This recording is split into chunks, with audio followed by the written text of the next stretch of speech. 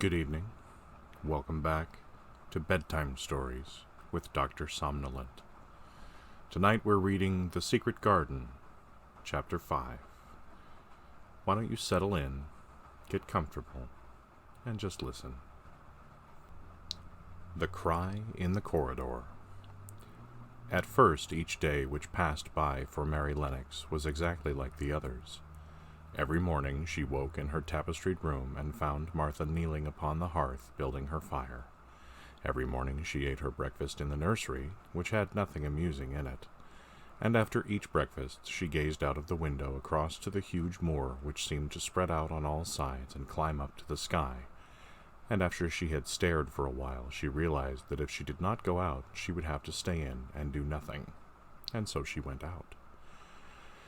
She did not know that this was the best thing she could have done, and she did not know that when she began to walk quickly or even run along the paths and down the avenue, she was stirring her slow blood and making herself stronger by fighting with the wind which swept down from the moor. She ran only to make herself warm, and she hated the wind which rushed at her face and roared and held her back as if it were some giant she could not see. But the big breaths of rough, fresh air blown over the heather filled her lungs with something which was good for her whole thin body, and whipped some red color into her cheeks, and brightened her dull eyes when she did not know anything about it.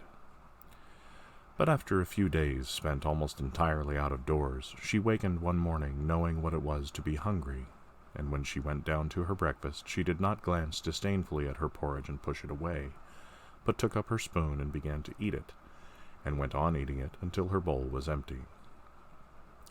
"They got well enough with that this morning, didn't they?" said Martha. "It tastes nice today," said Mary, feeling a little surprised herself.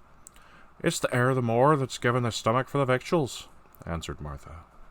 "It's lucky for thee that thou's got victuals as well as appetite. There's been 12 in our cottage as had the stomach and nothing to put in it. You go on playing you outdoors every day, and you'll get some flesh in your bones, and you won't be so yeller." "I don't play," said Mary. "I have nothing to play with." "Nothing to play with!" exclaimed Martha. "Our children plays with sticks and stones. They just runs about and shouts and looks at things." Mary did not shout, but she looked at things. There was nothing else to do. She walked round and round the gardens, and wandered about the paths in the park. Sometimes she looked for Ben Weatherstaff, but though several times she saw him at work, he was too busy to look at her, or was too surly. Once, when she was walking toward him, he picked up his spade and turned away as if he did it on purpose. One place she went to oftener than to any other. It was the long walk outside the gardens with the walls round them. There were bare flower beds on either side of it, and against the walls ivy grew thickly. There was one part of the wall where the creeping dark green leaves were more bushy than elsewhere. It seemed as if for a long time that part had been neglected. The rest of it had been clipped and made to look neat, but at this lower end of the walk it had not been trimmed at all. A few days after she had talked to Ben Weatherstaff, Mary stopped to notice this and wondered why it was so. She had just paused and was looking up at a long spray of ivy swinging in the wind, when she saw a gleam of scarlet and heard a brilliant chirp, and there on the top of the wall perched Ben Weatherstaff's robin redbreast, tilting forward to look at her with his small head on one side. "Oh," she cried, "is it you? Is it you?" And it did not seem at all queer to her that she spoke to him as if she was sure that he would understand and answer her. He did answer. He twittered and chirped and hopped along the wall as if he were telling her all sorts of things. It seemed to Mistress Mary as if she understood him too, though he was not speaking in words. It was as if he said, "Good morning. Isn't the wind nice? Isn't the sun nice? Isn't everything nice? Let us both chirp and hop and twitter. Come on, come on." Mary began to laugh, and as he hopped and took little flights along the wall she ran after him. Poor little thin, sallow, ugly Mary. She actually looked almost pretty for a moment. "I like you, I like you," she cried out, pattering down the walk. And she chirped and tried to whistle, which last she did not know how to do in the least. But the robin seemed to be quite satisfied, and chirped and whistled back at her. At last he spread his wings, and made a daring flight to the top of a tree, where he perched and sang loudly. That reminded Mary of the first time she had seen him.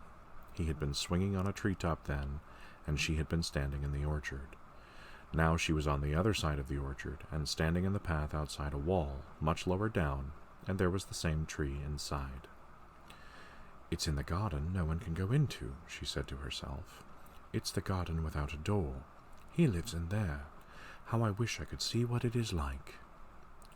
She ran up the walk to the green door she had entered the first morning. Then she ran down the path through the other door, and then into the orchard. And when she stood and looked up, there was the tree on the other side of the wall, and there was the robin just finishing his song and beginning to preen his feathers with his beak.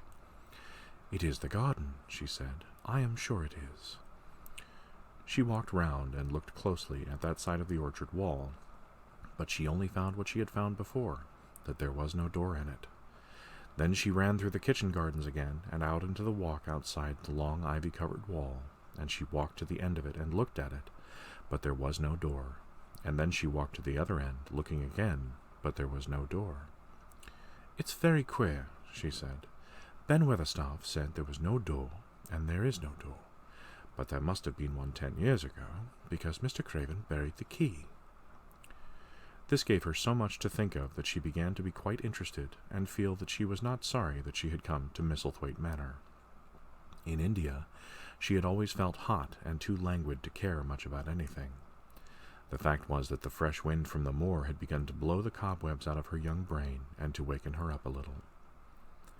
She stayed out of doors nearly all day, and when she sat down to her supper at night she felt hungry and drowsy and comfortable. She did not feel cross when Martha chattered away. She felt as if she rather liked to hear her, and at last she thought she would ask her a question. She asked it after she had finished her supper and had sat down on the hearth-rug before the fire.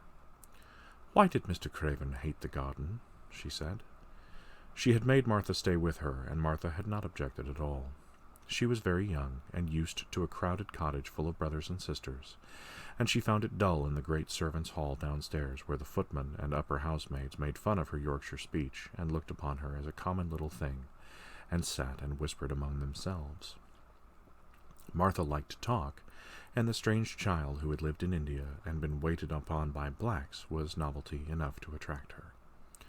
She sat down on the hearth herself without waiting to be asked. "Art thou thinking about that garden yet?" she said. "I knew thou would. That was just the way with me when I first heard about it." "Why did he hate it?" Mary persisted.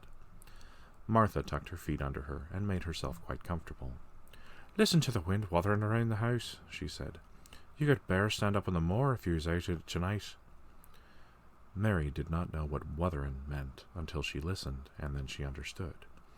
It must mean that hollow, shuddering sort of roar which rushed round and round the house as if the giant no one could see were buffeting at and beating at the walls and windows to try to break in. But one knew he could not get in, and somehow it made one feel very safe and warm inside a room with a red coal fire.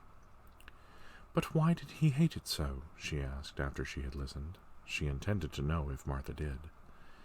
Then Martha gave up her store of knowledge. "Mind," she said, "Mrs. Medlock said it's not to be talked about. There's lots of things in this place that's not to be talked over. That's Mr. Craven's orders.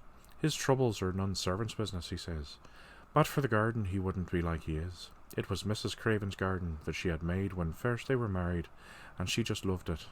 And they used to tend the flowers themselves, and none of the gardeners was ever let go in. Him and her used to go in and shut the door and stay there hours and hours, reading and talking. And she was just a bit of a girl, and there was an old tree with a branch bent like a seat on it, and she made roses grow over it, and she used to sit there. But one day when she was sitting in there, the branch broke, and she fell on the ground, and was hurt so bad that next day she died. The doctors thought he'd go out of his mind and die too. That's why he hates it. No one's ever gone in since, and he won't let no one talk about it." Mary did not ask any more questions. She looked at the red fire and listened to the wind wuthering. It seemed to be wuthering louder than ever. At that moment, a very good thing was happening to her. 4 good things had happened to her, in fact, since she came to Misselthwaite Manor. She had felt as if she had understood a robin, and that he had understood her. She had run in the wind until her blood had grown warm. She had been healthily hungry for the first time in her life, and she had found out what it was to be sorry for someone. She was getting on. But as she was listening to the wind, she began to listen to something else. She did not know what it was, because at first she could scarcely distinguish it from the wind itself. It was a curious sound. It seemed almost as if a child were crying somewhere.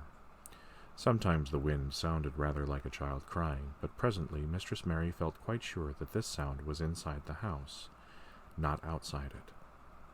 It was far away, but it was inside. She turned round and looked at Martha. "Do you hear anyone crying?" she said. Martha suddenly looked confused. "No," she answered. "It's the wind. Sometimes it sounds like as if someone was lost in the moor and wailing. It's got all sorts of sounds." "But listen," said Mary. "It's in the house, down one of those long corridors." And at that very moment a door must have been opened somewhere downstairs, for a great rushing draught blew along the passage, and the door of the room they sat in was blown open with a crash, and as they both jumped to their feet, the light was blown out, and the crying sound was swept down the far corridor, so that it was to be heard more plainly than ever. "There!" said Mary. "I told you so. It is someone crying, and it isn't a grown-up person." Martha ran and shut the door and turned the key, but before she did it they both heard the sound of a door in some far passage shutting with a bang, and then everything was quiet, for even the wind ceased wuthering for a few moments. "'Twas the wind," said Martha stubbornly, "and if it wasn't, it was little Betty Butterworth, the scullery maid. She's had toothache all day." But something troubled and awkward in her manner made Mistress Mary stare very hard at her. She did not believe she was speaking the truth.